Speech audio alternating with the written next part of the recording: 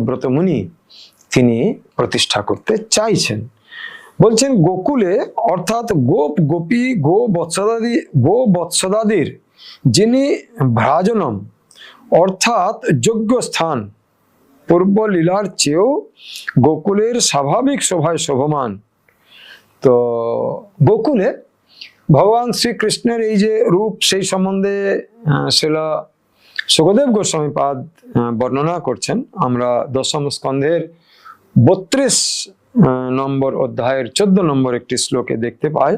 সেখানে শিলা সুখদেব গোস্বামী বলছেন, তত্রোপবিষ্ট ভগবান স ঈশ্বর যোগেশ্বরান্তর হৃদি কল্পিতাসনা চকসা গোপী পরিষদ গাত রচিত ত্রৈলোক্য লক্ষ্মী এক পদম বপোদধাত। তো